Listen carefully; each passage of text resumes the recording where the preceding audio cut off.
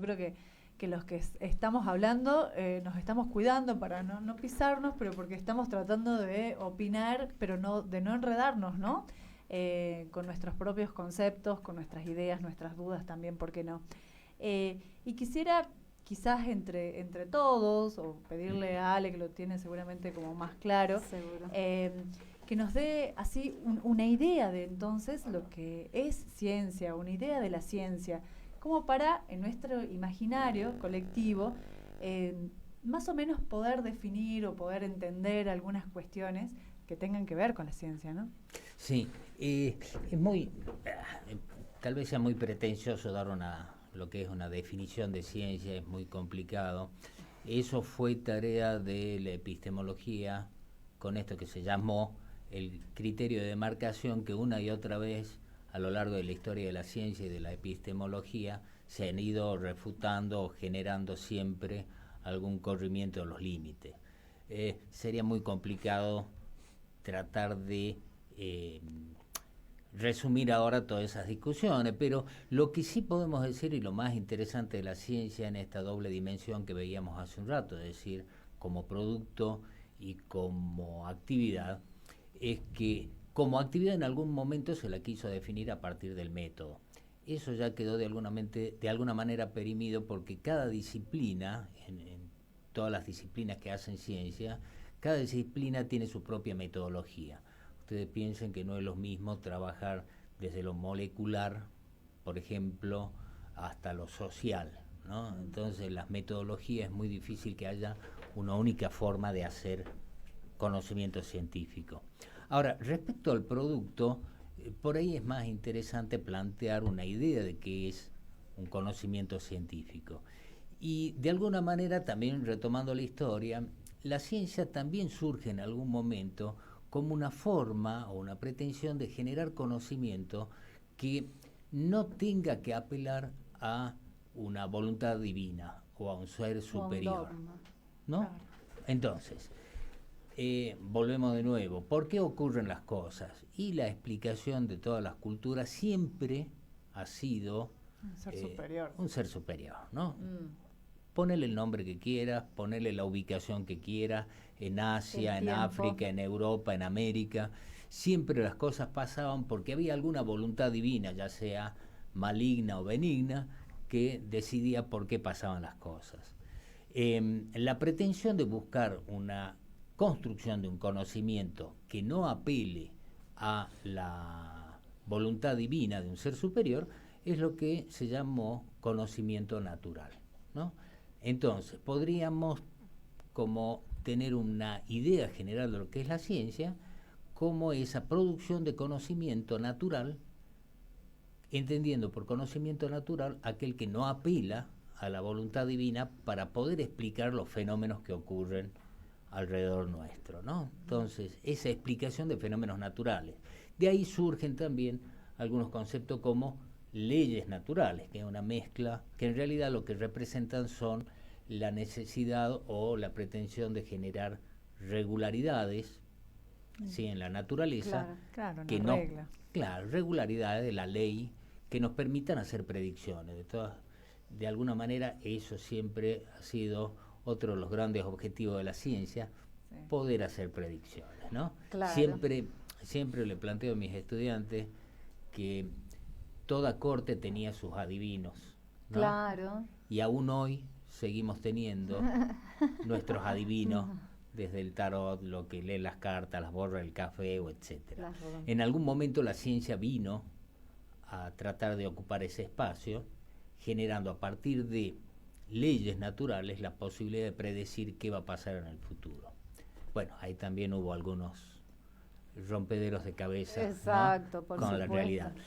Lo que dentro de lo que es el conocimiento científico, una pequeña y una primaria clasificación para entender también me parece importante, es esa clasificación básica que separa a la ciencia en ¿básicas y aplicadas? No, en ciencias empíricas y ciencias formales, para empezar, ¿no? La ciencia formal, como es el caso de la matemática o la lógica, trabaja con entidades ideales, ¿sí? y son formalidades las que se generan. Mientras que las ciencias empíricas, como el caso de las ciencias naturales, trabaja con entidades reales. ¿Qué implica eso? Que todo lo que yo formule como conocimiento en las ciencias naturales o la ciencia empírica tiene que tener una correspondencia con la realidad. O sea, todo lo que yo diga tiene que ocurrir en la realidad. En el caso de la matemática, en el caso de la lógica, toda construcción de esos conocimientos no tienen una contraparte con la realidad, sino que son formalidades, ¿no? Para los que hacemos ciencias naturales, la lógica y la matemática, las ciencias formales, son herramientas muy importantes, ¿no? Pero obviamente no hablan de cosas reales, sino de cosas ideales. Bien, Ale. Yo, cuando recién hablabas de esa división, te dije ciencias básicas y ciencias aplicadas, pero me estaba adelantando a la pregunta que te quería hacer. Ese es el entusiasmo que me genera el tema. Pero bueno, de paso aprovecho para planteártelo. Esta es una discusión muy vieja, ciencias básicas versus ciencias aplicadas. Y la pregunta es, ¿todo conocimiento científico tiene que tener una aplicación directa? Es decir, ¿tiene que ser útil para algo? ¿Se ve así la ciencia o es el saber por el saber mismo? ¿Una es prescindente de la otra? ¿Una es el cimiento de la otra? ¿Cómo lo ves? Sí, es una vieja discusión de ciencias básicas y ciencias aplicadas. A ver, se supone que la ciencia básica es aquella ciencia que no tiene una aplicación directa. Sí. Y la ciencia aplicada es aquella que surge a partir de la necesidad de ampliar el conocimiento con la pretensión de una utilidad definida. En los tiempos que corren, es más, ya en muchos campos se habla de tecnociencias más que de ciencia, ¿no? Porque tenemos toda una actividad científica muy asociada a la tecnología o al desarrollo tecnológico. Eso no deja de lado la importancia del conocimiento por el conocimiento mismo. Insisto, esto es una discusión muy vieja que se reedita cada vez que hay algún cuestionamiento a la ciencia, por ejemplo, claro, ¿no? Yo creo que la ciencia es un valor social. La ciencia como actividad es un valor social y hasta diría un valor cultural globalizado. En ese sentido, la ciencia no necesariamente debería tener una aplicación. Sí es importante que resuelva problemas la ciencia y que no sea una mera actividad para el disfrute individual de los científicos. Pero la ciencia tiene un valor social y cultural en la producción del conocimiento. Somos una especie, casi diría evolutivamente, con una gran capacidad de curiosidad. Por lo tanto, el conocimiento viene a cubrir es parte de lo que nos hace humanos. Es una cuestión, ¿no?, inherente. Pero también es cierto esto que por ahí escuchándolo a José y bueno, a todos, que nosotros siempre tratamos de definir cosas, ¿no? De clasificar. Hoy justo en clases con mis alumnos veíamos una clasificación de un tema geológico. Y ellos me preguntaban dónde entra este tipo de caso especial dentro de esta clasificación que acabamos de ver. Y realmente yo me ponía a buscar y pensar de cómo encajar ese caso de estudio dentro de la clasificación. Y después yo pensaba, ¿no? ¿Por qué tenemos que siempre encajar, digamos, dentro de un concepto, dentro de una definición, dentro de una clasificación, lo que por ahí las consultas, las dudas, la curiosidad de la gente, ¿no? O lo mismo lo que producimos. Por ello creo que también la ciencia, esto que llamamos ciencia, a veces es simplemente algo natural, que hacemos. A veces podemos hacer ciencia aplicada, a veces hacemos ciencias básicas, y por ahí creo que tenemos que evitar de encasillar lo que hacemos, porque lo que hacemos lo hacemos porque somos seres humanos, porque tenemos curiosidad, y en ese camino de ser humanos descubrimos cosas, nuestra curiosidad nos lleva a avanzar en la ciencia como lo estamos haciendo hoy en día, ¿no? Por ejemplo, un caso particular en la geología, en la biología también, es esto de la definición del antropoceno, que quizás es un tema muy común, quizás muchos de ustedes lo han escuchado, de que si llamamos a esta época donde es que estamos viviendo el antropoceno o no, ¿no? Es decir, si realmente podemos decir si el humano está afectando o no el mundo en que vivimos, el cambio climático y todo eso, ¿no? Y hubo toda una lucha, reuniones tras reuniones para tratar de definirnos como tal, ¿no? Entonces, bueno, yo veo que por ahí las personas tratamos de hacer esto, ¿no? De clasificarnos, de definirnos, bueno, yo entiendo que eso nos lleva a hacer un orden, para poder tener un orden en lo que hacemos, ¿no? Pero a veces también creo, quizás me equivoco, ¿qué opinan ustedes? Que a veces eso de clasificar, estructurarnos, al mismo tiempo nos limitan, ¿no? Limitan nuestros pensamientos, limitan lo que podemos llegar a crear, digamos, a descubrir, ¿no? ¿Qué opinan? Sí, sí, es cierto. Yo particularmente siento que, pienso, ahí me salió la subjetividad, pienso que esta discusión ciencias básicas, ciencias aplicadas, así como vos decís, ¿no? De encasillar el conocimiento en uno o en otra área, desde mi punto de vista es completamente estéril, ¿no? O sea, me parece que las ciencias básicas pueden servir de cimiento para después hacer ciencias aplicadas, o simplemente pueden ser solo eso, es decir, ser el producto de la curiosidad de una investigación por describir algo que siempre va a aportar al conocimiento, digamos. Pero o sea que desde ese punto de vista, digamos, me parece como una discusión estéril. Inclusive se complementan o no, en todo caso, pero una no es mejor que la otra. Claro. Incluso una misma persona puede ser que, por ahí escuchamos, y es cierto que esta discusión se ha dado mucho de personas, porque en el día a día uno escucha personas que están como en contra de las ciencias básicas. Sí. Incluso dicen, bueno, voy a tocar un tema un poco delicado, que el tema del CONICET, ¿no? A ver. Que dicen de que el CONICET hace mucha ciencia básica, que no sirve. Ha sido un debate que hemos escuchado en estos últimos meses, de que si realmente tenemos que seguir invirtiendo en ciencia básica.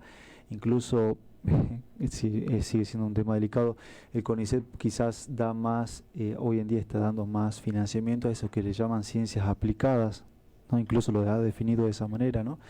Pero en realidad hay personas que quizás sin darse cuenta hicieron ciencias básicas y hoy están aplicándola, o viceversa. Creo que definirse por una o por otra es erróneo. Hacemos las dos con el objetivo de crear cosas, de descubrir cosas. Por supuesto, Gonzalo. De hecho, uno no puede encontrar la aplicación de algo si no lo conoce primero, digamos. Y ahora hay un investigador de CONICET, creo que apellido Rabinovich, puede ser, que descubrió una vacuna contra el cáncer. Bueno, ahí está la aplicación directa del conocimiento, pero este hombre hace 30 años que viene decodificando proteínas y conociéndolas para recién después, digamos, encontrar esa aplicación. Yo creo que ahí también qué importante es tener las dimensiones de tiempo y de espacio, ¿no? En este tipo de discusiones, porque es lo que un poco decía Gonzalo, quizás lo que hoy es ciencia básica o es ciencia en una definición muy liviana para el bienestar del que lo investiga y nada más que para eso, en un tiempo sucesivo o en un tiempo posterior podría ser en realidad la base de una aplicación. El cimiento, claro. El cimiento de una aplicación que salve vidas. De un gran descubrimiento. Pero además esta cuestión de ciencia aplicada a mí también me remite a otra discusión, ¿no? ¿De qué hablamos con ciencia aplicada? Claro. ¿Aplicada a qué? ¿A qué? ¿A quién? Porque por ahí tenemos la tendencia, o muchos tienen en la cabeza, que la ciencia aplicada es aquella ciencia que nos da algún rédito económico, ¿no? Claro. Ahora, para resolver problemas de conservación, tenemos que hacer ciencia aplicada. Es una ciencia aplicada. O sea, me parece importante sacarnos de la cabeza que cuando hablamos de ciencia aplicada estamos hablando de ciencia para la producción de riqueza, ¿no? Porque la ciencia aplicada tiene un montón de otros aspectos. Hablamos de ciencia aplicada para la salud. ¿Por qué no hablar de una sociología que sea aplicada para resolver ciertos problemas? Hace un rato Ana hablaba de un método para poder estandarizar las opiniones de la gente. Eso también es una ciencia básica o una ciencia aplicada que podríamos plantearnos. Si quisiéramos ver el valor de la ciencia básica, tendríamos que pensar en la matemática, digamos, ¿no? Claro. todo el desarrollo matemático, que después es una de las herramientas esenciales para el resto de la actividad científica, también empezó como ciencia básica. Y no podemos negar, si hacemos un análisis histórico, que los avances más importantes en la ciencia aplicada partieron del conocimiento que ya se tenía a partir de ciencia básica. O sea, claro, nunca hubiéramos podido avanzar en la ciencia aplicada si no teníamos una ciencia básica. Eso me lleva a lo que alguna vez leí un autor, que me pareció muy interesante, si bien esto abre otra puerta de discusión, que consideraba que más que hablar de ciencia básica y ciencia aplicada, habría que hablar de ciencia irrelevante y ciencia pertinente, ¿no?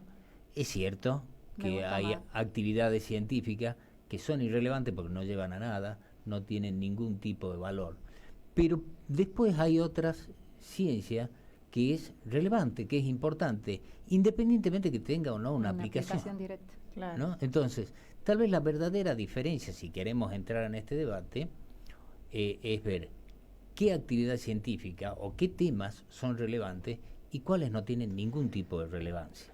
Igual Claro, se me pone difícil ya pensar quién define lo relevante y quién define lo que realmente es una ciencia que se descarta o la que no, ¿no? Los estados, tal vez. Los estados, es la comunidad científica. Es cuestión política, esto que hablábamos recién, ¿no? Los intereses. Espacio, tiempo, Los intereses. El poder asociado a la ciencia. El mismo investigador, porque como decíamos en el principio de esto, en el comienzo de todo, la ciencia... Tal vez el tema más polémico se genera justamente en cómo distribuir los recursos. Exacto. Y ahí es donde, cada vez que uno tiene que hablar de la distribución de recursos, es donde decimos, bueno, ciencia básica, ciencia aplicada, ciencia relevante, ciencia irrelevante, ¿quién lo define? Claro. Y si los recursos son escasos, mucho peor todavía. Mucho peor. Así es. ¿Les parece que hagamos una breve tanda para descansar un poquito y volvemos para cerrar la idea? Buenísimo. Gracias. Estás escuchando Comunidad Natura 93.9 Radio Universidad.